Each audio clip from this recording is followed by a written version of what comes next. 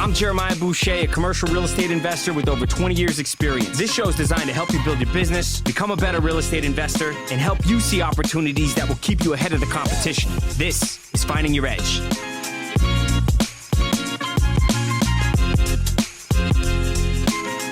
All right, guys, Jeremiah Boucher here, Finding Your Edge. This is a special episode. I'm down here in Orlando, Florida. Just got off the plane.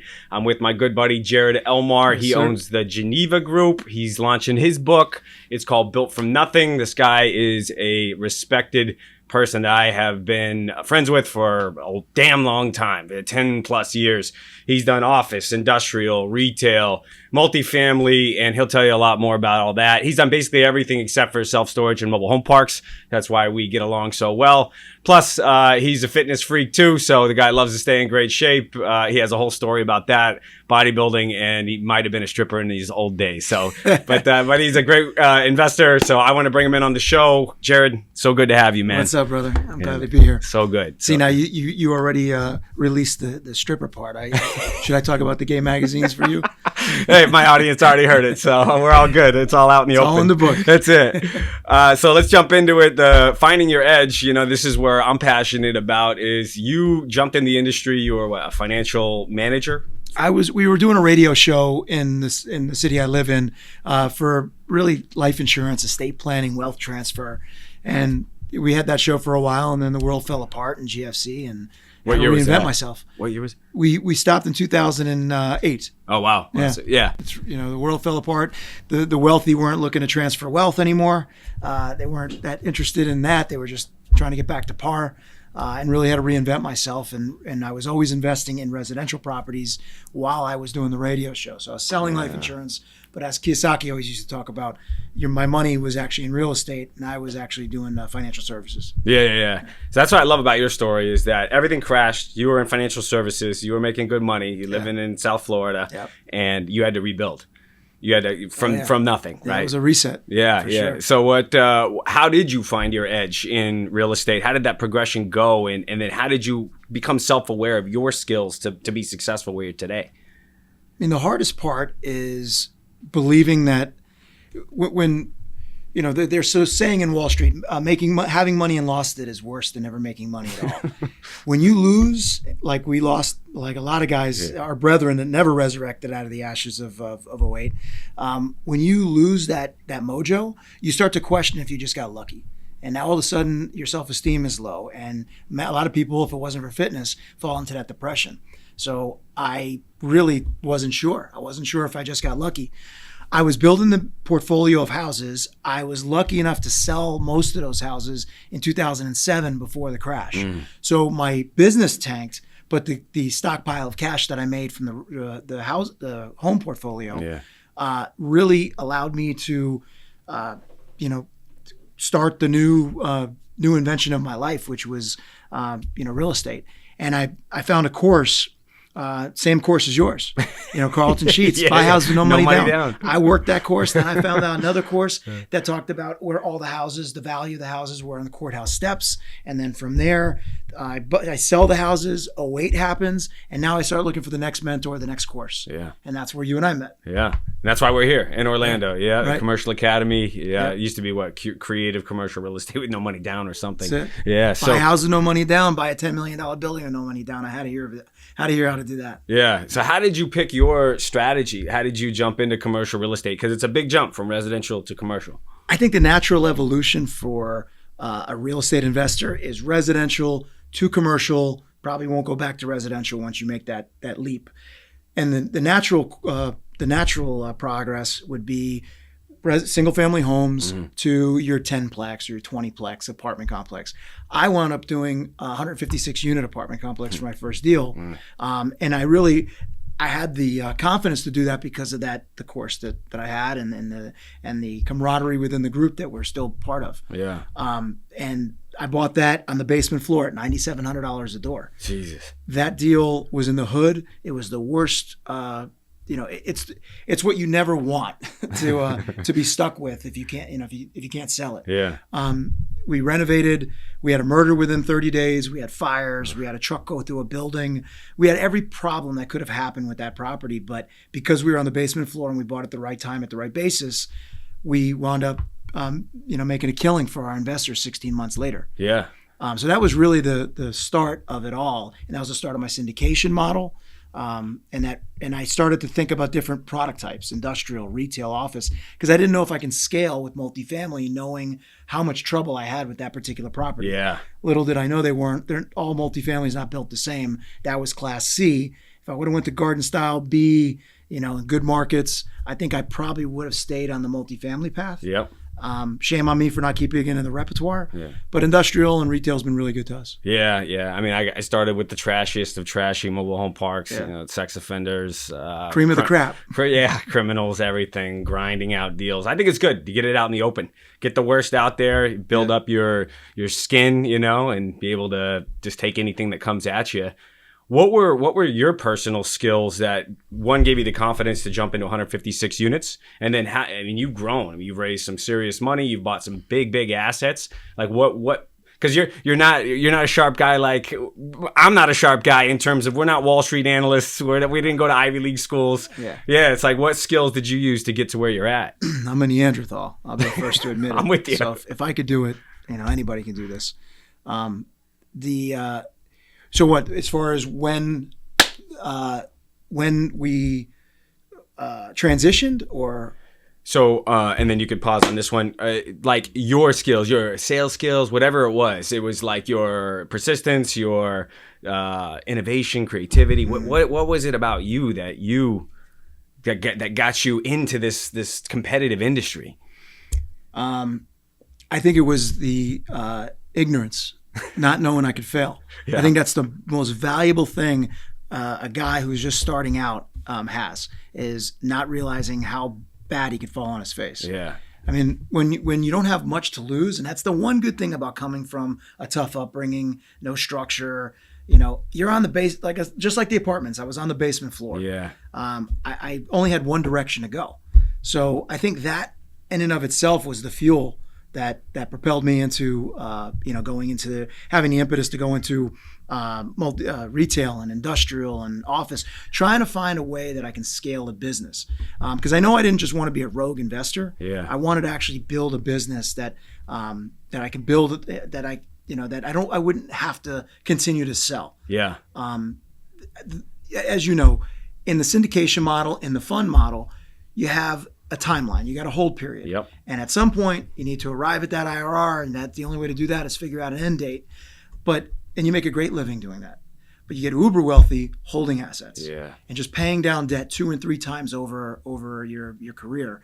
And if you could find that investor base that's looking for yield, that doesn't necessarily need their money back so quickly, but they want that yield, that's how you build an evergreen type company. Oh yeah. And that's really what I'm focused on now. And again, it's a transition. It's there's been this evolution in my business. You know how this goes. When you first buy a couple properties, you got to stockpile your own cash. You got to have proof of concept. You got to build a resume for your investors. But then at some point, you get to that crossroads where they don't necessarily need their money back. Yep. And you're trying to figure out how to hang on and start to get that AUM built up.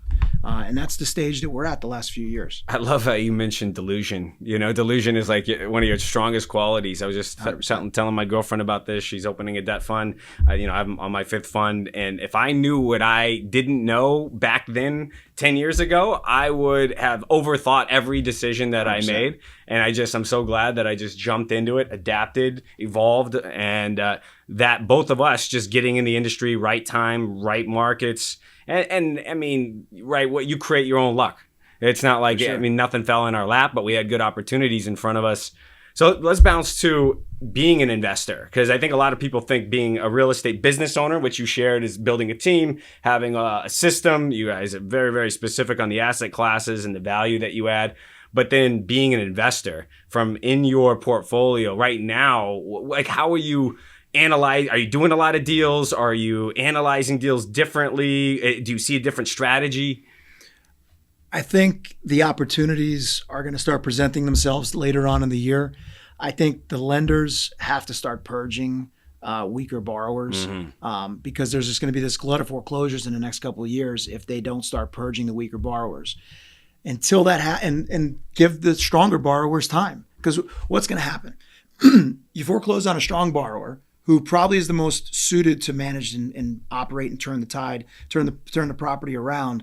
And if you give them more time and give them that extension, but the weaker borrowers, they're not going to be able to turn that around. So I think those opportunities are going to start coming when the banks start looking at getting stress tested.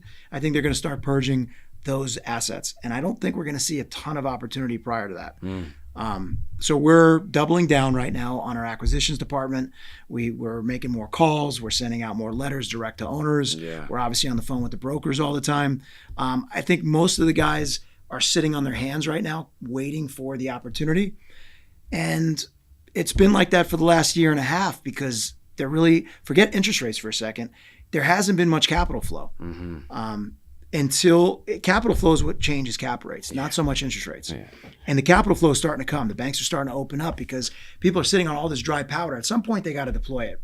So I think wherever the cap rates are today on whatever product type that you're invested in, or I think in 12 to 16 months, those caps are going to come down. Yeah, I actually think the values are going to come down regardless of what rates do, because people have got to deploy this money, and the capital flows with the banks specifically are starting to show up. Yeah, so patience. I mean, you guys stayed super patient, and then you formulate capital, or you're holding capital and just waiting to pounce on good deals.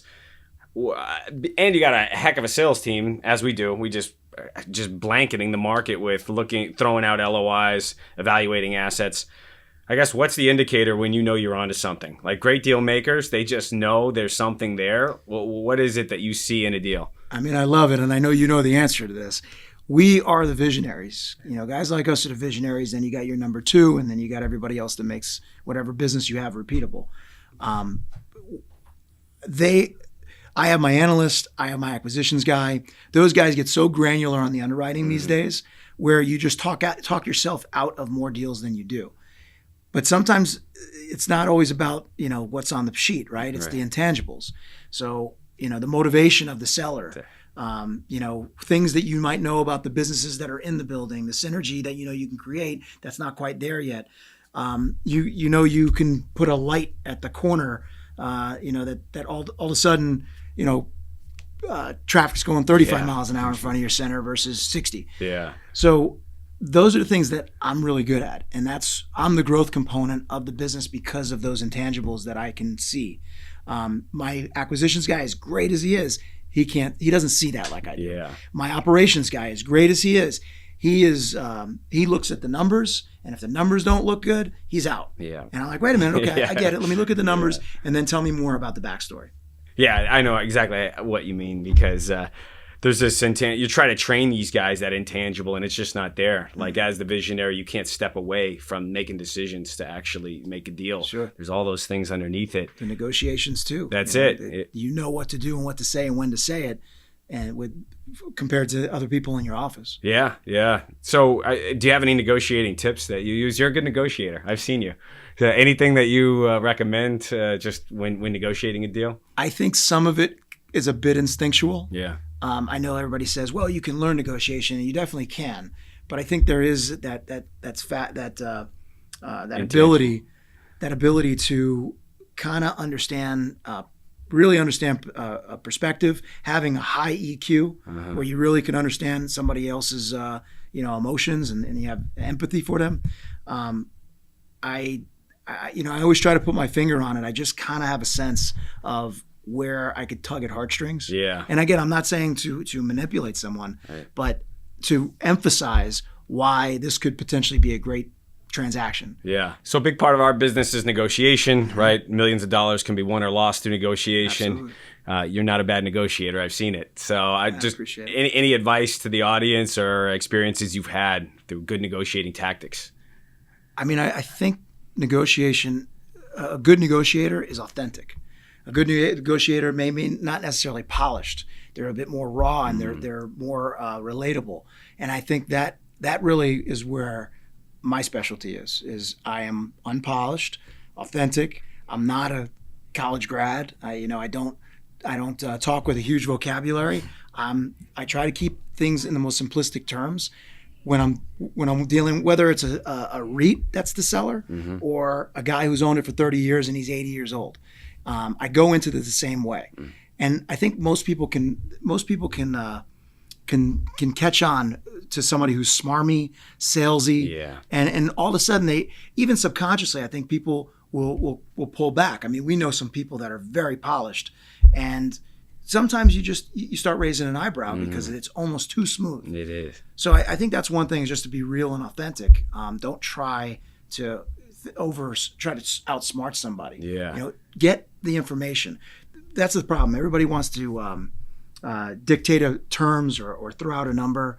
Get as much information as you can. Get the conversation going and understand where the motivation really is. Because as you know, 9 times out of 10, it's not price. Right. It's terms, quick closing, certainty of closing. Yeah, tax. Yeah, and keeping your mouth shut. Right. The more they talk, the more you can get information and help structure the deal.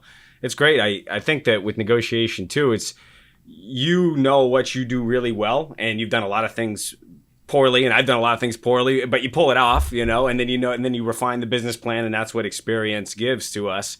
So it's like, I think people that think that they're that you just pull some magical negotiation out of a hat doesn't see that there's hundreds, if not thousands, of offers where you went wide and you get deeper and deeper and deeper, and then that this is exactly what I can do with this asset, and you have the edge in that arena. That's why the competition falls away, and then your skills come in handy, right? It's like you guys have done some cool projects. Yeah. I'm just curious, out of you've done multi-story office, big glass buildings in Orlando here. You do small bay industrial with some pretty sketchy tenants, some Class C apartments. Like, any deals stand out where you were really surprised how creativity or how you were able to add value to commercial real estate?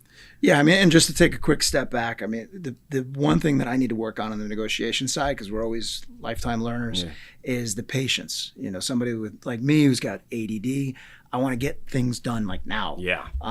Patience is the one thing that when there's a saying that Scott always said in the group, can't steal in slow motion. When there's a great deal, pounce, jump on it. Don't try to fight over nickels. Yeah. But when it's not such a great deal, but it's a deal that you want, be patient. A lot of times, if somebody even is entertaining a sale, they'll come to you if you're slow and slow and steady. Yeah. So that's the one thing I am working on, is just being more patient. We talked about off the show, we talked about a deal that we were working on that, I just needed to be patient and wait for them to come back first before I say anything. Yeah. It's like boxing. I love, in a good boxing match, where you might not outclass the guy, but slowly but surely just picking away real slowly at the guy until your opening is there. And then bam, the shot, you take the shot. Absolutely. It's awesome. It's a dance, and there's some finesse involved. Yeah. So as far as, forcing value, we, just like you, we're looking at stuff that's a bit more management intensive. We're dealing with non-credit tenants, tradesmen that are probably pretty good at their trade, but not necessarily always good with their business. You're talking industrial right now? On industrial. Yeah. And, those deals, those are, for us, have been plug and play. There's not a lot of moving parts. That's why you and I love that asset class so much. There's not a lot of finishes. You don't have concentration risk with any one tenant on that small bay industrial product. On the retail side, we're looking at a shopping center in Fort Lauderdale. It's got every vice tenant you could possibly think of. And vice tenants are liquor store, suspect massage parlors, vape shops, sports bar, pawn shop, tattoo parlor. Yeah. It's literally in one center. So it's a mismanaged asset, and they're keeping the better caliber tenant out of that center. They don't want to be there. Yeah. If we come in, and a lot of those leases are coming up, they expire in the next 2 years. So we're able to roll those tenants, and we're going to create a much better synergy, because the center should not be the way it is. Yeah. But this guy's owned it for a long time. He's a bit of a slumlord.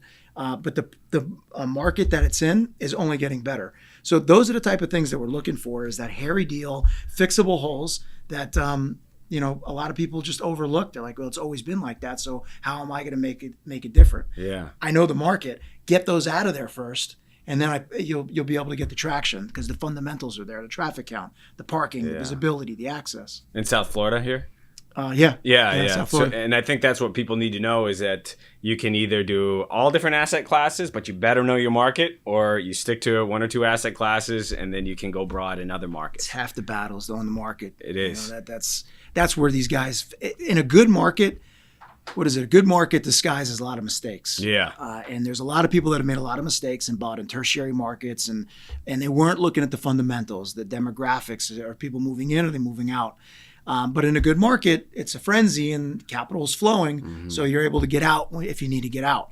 Now people are getting stuck, and I venture to say that most people that we know have holes in their portfolio. They got dogs, that's what's going to separate a great investor from a mediocre investor. So I know exactly what you're saying. A lot of guys are going to get stuck with bad assets in bad markets. Or for us, I mean, we don't have the benefit of being in top tier markets, so we got to be laser focused on the asset itself. Absolutely. And then, luckily knowing the asset class in and out, the fundamentals allows us to still be successful. But still, I mean, you can get burned self-storage. I mean, there can be thin margins in down markets. So a lot of guys are hurt right now, but we're waiting for the opportunities. And they're not quite there yet at scale. I want to bounce to two more topics and we'll wrap it up. First is leadership. So, you're the leader. You built this from the ground up. I built my company from the ground up, create the culture. I mean, everyone's looking at you at the end of the day, right? You're the head coach and you got to run the show. So what advice for business owners, investment managers? How have you created culture, and how have you became a strong leader throughout the last 20 years? I mean, as they say, heavy is the head that wears the crown. It's lonely.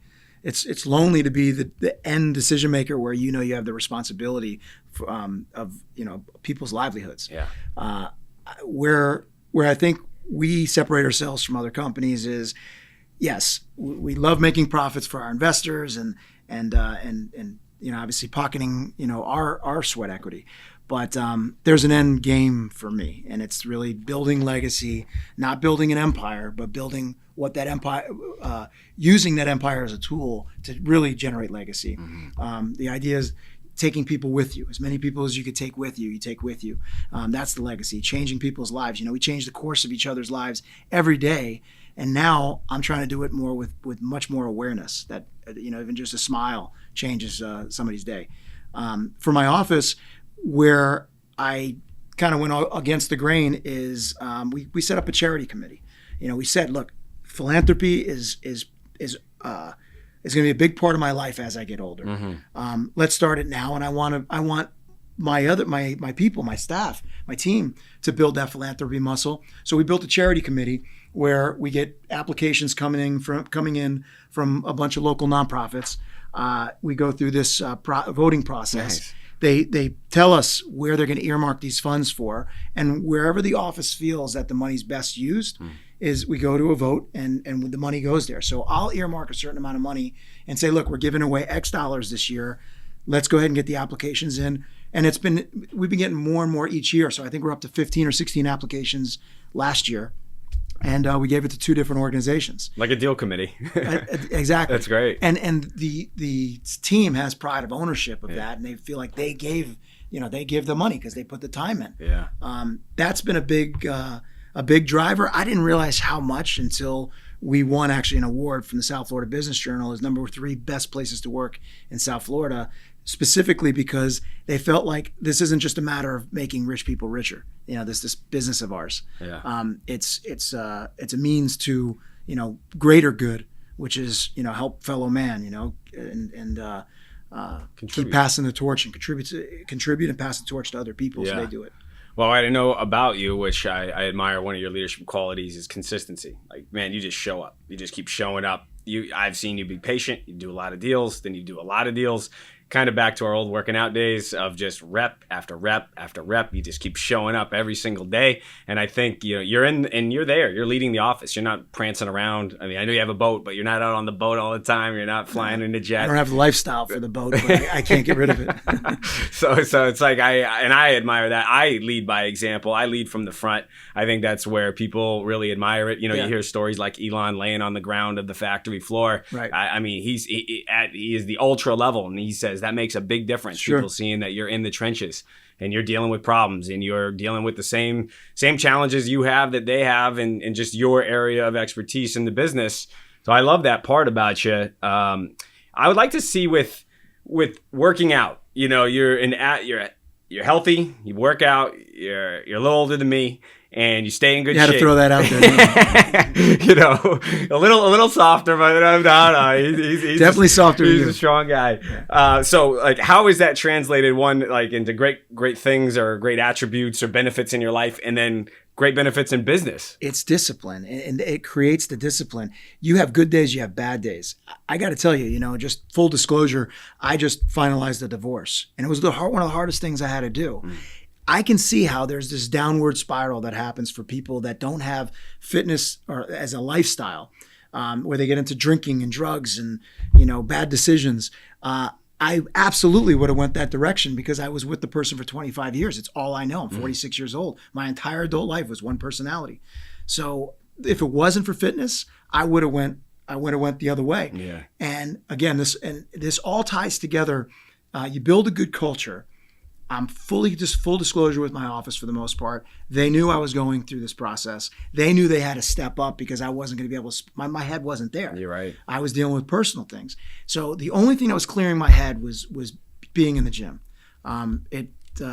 I feel sorry for anybody who doesn't have that to fall back on. I love that, it's man. It's a big part of my life. I love life. that. And the fact that you brought up the mental, right? Like, there's no comparison. There's no drug. There's no person. There's no deal that can give you the same feeling that you consistently get showing up and just doing whatever you do. And you do something different. You have a different routine than me, you know, but it doesn't matter. As long as you get in there, you sweat, you move, man, that's a great feeling. Oh, absolutely. Yeah. And you make good decisions, right? I mean, that's it. You get, I try not to, I know you're the same way. I try not to take a day off. Maybe I'll take a day off of weights, but I won't take a day off of working out, right? In some way, because when I do, I get brain fog. I don't have that mental clarity like I do when I train for the day. That is more important to me now than anything aesthetic. Is just having that mental clarity for the day and not getting that brain fog at 3:00. Me too. Same. I mean, who cares if you have a six pack? It's nice to have, but you know, at this age, who gives? It doesn't matter, you know. So it's all about the mind and emotions, man. I love that. So your book, I want you to share a little bit about it. Built from Nothing. I love the title. I love the scrappiness about the way you built your company. So tell us what's it about, and then, you know, share anything you want with the audience, how they get a hold of you. I mean, and this was really the genesis of this was a podcast that I did, I don't know, 3 years ago, where I just decided it was such a good format, where the interview was such a good format that I just got raw and real and honest and just completely vulnerable. And I talked about my upbringing, which I always kept very concealed, you know, for the longest time. You know, I went through some real tough challenges. My dad died of drugs when he was 7. My mom developed addictions because of him. I lived with my grandfather, who raised me in a 300-foot efficiency apartment on an Army pension and Social Security. I was in the worst schools. I did terrible in school. I was not destined for college. You know, I had every challenge, plus I had ADD. I had every challenge that a kid probably can have, no father figure, all that. And that actually created the fuel, you know, to, you know, say, look, anything I do has got to be better than this, right, where I came from. You know, I equate it to the Cuban refugee that, you know, jumps on a raft to go, you know, he risks his life to get to the tip of Florida, only because he heard how great it was. All he knew is that it was better than where he came from. And I feel like that's me. I just knew it was going to be better. So the book, in the first few chapters, talks about a challenging upbringing, things that I had to deal with, things that I saw, you know, friends that didn't make it or in jail. You know, it's all those things that you hear about is almost like a cliche, but this shit actually happened to me. And then the rest of it is a lot of real estate war stories and strategy, a lot about negotiation, a lot about life skills on how to just deal with how to have empathy for people and how that translates in business. Yeah, I love that, man. Right? A big transformation of the last 6 months for me was trauma, learning about trauma. I would compare it. I'd say, you know, I didn't have as rough an upbringing as you. I mean, I didn't have a father around, but a lot of things that came up. But what I learned is that these traumas, they can be your biggest boost. They can be your biggest catalyst to drive you to go to heights that other people won't go to perform. And they can also be your biggest enemy, and they can eat it. You can attract the worst people in your life because you're trying to fill a void around certain traumas that you experienced as a kid. So I can't wait to read the book, man. And it's just, I love the insight around that when people go inside and they find out what really drives them through experiences in their life, they can start to heal, because hurt people hurt other people. You know, people 100%. Don't need to hurt people if they're not hurt. So I'm glad you're doing that and sharing the story. You know, you want to share how people get a hold of you and anything else you want. Yep. Built from Nothing. It should drop in March. Audible should be out in June, maybe July. GenevaGP.com is the website. Yeah. At the end of the day, I wrote the book for my investors to know who they're investing with. And then if they know everything, they have the blueprint of my life, they get to decide ultimately if they're going to invest with me or not, because they know every single thing about me. And to be raw and authentic and have that radical transparency, as Ray Dalio always talks about, I just feel that I'm going to be that much closer to my investors, and ultimately that breeds more investors. So, it's a bit self-serving, but it's also some of the nuggets that I have in that book and being so vulnerable, I think resonates with a lot of people that, are kind of come from similar beginnings. Yeah, well, that resonates with me. The asset is the investor. It's not the actual property, because a bad investor can just ruin an asset. Sure. So it's comes down to character, integrity. I want to know who the hell I'm investing with. Thanks for watching, guys. Check Jarred out, GenevaGP.com. We invest in different asset classes, so he does everything except for self-storage and mobile home communities. Why I love the guy: he has integrity, he has character. The guy does the right thing even when people aren't watching. So that's why I've been friends for so long, and I think you'll learn from his story. Yeah, we're very similar in a lot of ways. So thanks for watching here. I'll catch you guys next time.